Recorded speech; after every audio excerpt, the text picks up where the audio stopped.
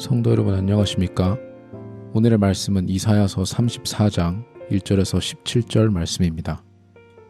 어제의 말씀에서는 하나님께서 아시리아에게 하신 말씀으로 그들이 잘못한 것에 대해서 하나님께서 그들을 심판하실 것이라는 내용이 나와 있습니다. 그에 이어서 오늘 말씀에서는 하나님께서 다른 이방 민족들을 심판하시는 내용이 나와 있습니다. 오늘 1절에서 4절 말씀을 보시면 하나님께서 그 민족들을 벌하실 때에 그 나라와 그 땅만 멸망하는 것이 아니라 4절 말씀에 나와 있는 것처럼 그 위에 있는 하늘도 그리고 그 하늘에 있는 별들도 땅으로 떨어지게 될 것이라고 말씀하십니다. 이처럼 하나님께서는 아주 엄청난 규모로 그리고 잘못한 모든 민족들에게 크게 심판하시고 크게 벌하실 거라는 것을 많이 강조하고 있습니다.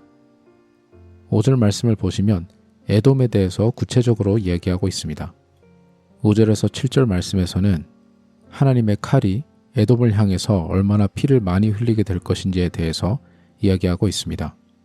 동물뿐만 아니라 사람의 피까지 젊은 남자들과 싸움의 경력이 있는 남자들 상관없이 그 땅이 피로 물들 것이라고 말씀하고 계십니다.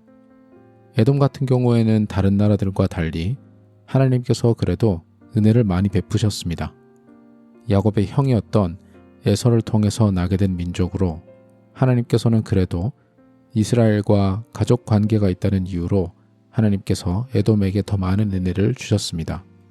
그럼에도 불구하고 에돔은 다른 나라들처럼 여전히 이스라엘을 향하여 적대시하였고 하나님의 뜻을 거역하면서 지내게 됐던 나라였습니다. 8절 말씀에 보시면 하나님께서 에돔이 이스라엘에게 행한 일 때문에 하나님께서 대신 원수를 갚으실 것이라고 말씀하고 계십니다. 그래서 에돔의 모든 것들은 불로 타게 될 것이며 그 땅은 완전히 황폐하여 결국에는 사람들도 살지 않고 그 땅에 오직 동물들, 짐승들만 하게 될 것이라고 말씀하십니다. 그래서 11절에서 17절 말씀을 보시면 동물들이 어떻게 그 땅을 점령하고 어떠한 동물들이 살 건지에 대해서 생각보다 구체적으로 나와 있습니다. 그리고 마지막에 16절과 17절 말씀에서는 마치 하나님께서 동물들로 하여금 그 땅을 잘 관리할 수 있도록 하실 것이라고 기록되어 있는 것처럼 나와 있습니다. 이제는 사람은 없고 완전히 황폐하여 온전히 동물들, 특히 새들의 땅이 될 것이라고 말씀하시는 것처럼 나와 있습니다. 오늘 이 말씀을 통해서 우리는 두 가지를 알 수가 있습니다. 첫 번째는 이스라엘이 에돔에게서나 아니면 다른 민족들에게 당했던 그 많은 피해들, 이 모든 것들에 대해서 그들이 경험한 고난과 그들이 경험한 어려움을 하나님께서 다 이스라엘을 해한 자들에게 복수해 주실 것이라고 그들에게 확실하게 그리고 엄격하게 되돌려 주실 것이라고 오늘 말씀에 나와 있습니다.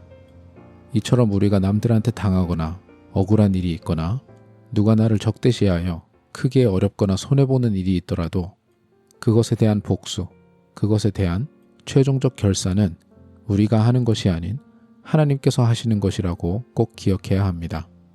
그렇다고 누군가 우리 집에 들어와서 우리의 물건을 훔쳐간다면 경찰한테 그것을 신고하고 범인을 잡을 수 있으면 잡는 것은 당연히 타당한 일입니다. 어떻게 보면 하나님께서 경찰과 나라를 통해서 정의를 구현하시는 것도 충분히 가능합니다. 하지만 우리가 개인적으로 복수를 구하는 것, 나의 어려움을 다른 사람이 혹은 나라가 충분히 해결해 주지 않았다고 해서 어떻게 하면은 나를 손해보게 한 사람에게 그 사람에게도 손해를 보게 하거나 피해를 입힐 수 있을까라는 생각은 그리스도인인 우리의 역할은 아닌 것입니다. 그 모든 것들을 하나님께 맡겨드려야 합니다. 우리 입장에서는 손해보면서 사는 것처럼 보일 수가 있습니다.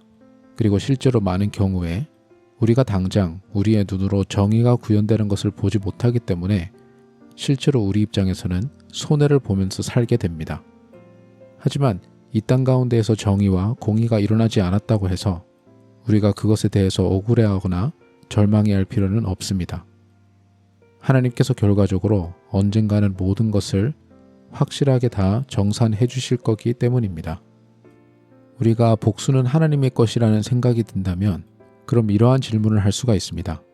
그렇다면 우리가 복수에 대한 생각을 아예 하지 않도록 그냥 처음부터 억울한 일이 없게 해주시면 안 될까라는 생각이 들 수도 있습니다.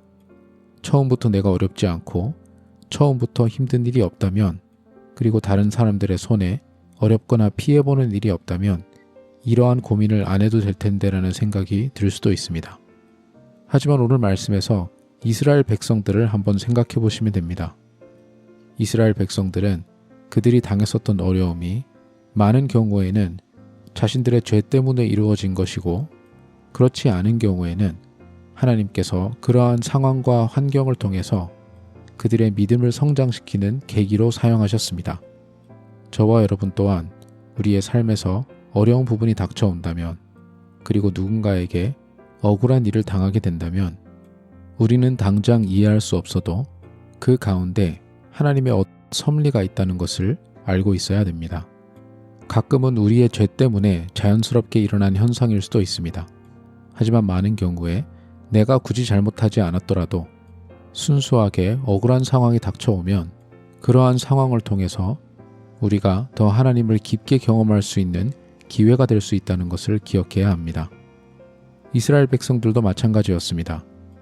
이방 민족들이 그들을 위협하고 그들을 해치려고 했던 순간이 그들이 잘못해서 벌 받는 순간만은 아니었습니다. 부족한 것이 있지만 그래도 하나님 앞에서 순종적으로 살았음에도 불구하고 그러한 시련들이 닥쳐올 때가 있었습니다. 하지만 그러한 상황 속에서 그들은 두 가지 선택을 할 수 있었습니다. 하나는 그 상황을 스스로 해결하느냐, 아니면 하나님을 믿고 주님께서 인도하시는 대로 따르느냐를 선택할 수 있었습니다. 하지만 지금 돌아보면 그러한 상황 속에서 저도 그렇고 여러분도 그렇고 아마 잘못된 선택을 하나님의 뜻보다는 나 자신의 욕심이나 거룩하지 않은 선택을 했던 경우가 많았을 것입니다. 그리고 우리 자신을 더 돌아보면 나로 인해서 힘들어하거나 억울해하는 사람들도 분명히 있을 것입니다. 우리도 죄인이기 때문에 우리가 다른 사람들에게 피해를 입히는 경우도 충분히 있었을 것입니다. 그렇게 생각하면 내가 억울해하는 상황 속에서도 주님, 나는 온전히 결백하니 나를 해치거나 억울하게 하는 저 사람들을 주님께서 벌해주세요라고 담대하게 말할 수 있는 입장은 아닐 것입니다. 그러한 면에서도 복수는 주님에게 맡겨드리는 게 맞는 것이고요. 어떠한 방면에서 보든 원수를 갚는 것은 온전히 하나님께 맡겨드리는 게 합당한 것입니다.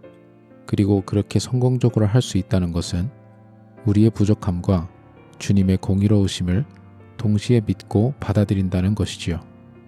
우리가 힘들거나 억울한 일을 당해서 누군가를 향한 복수심이 생길 때에 우리도 주님 앞에 얼마나 큰 은혜와 자비를 누리는 사람인지 꼭 기억하면서 그 억울한 마음을 온전히 주님께 드리는, 그리고 그 해결책과 결과도 주님에게 맡겨드리는 저와 여러분이 될 수 있도록 간절히 소망합니다. 기도하겠습니다.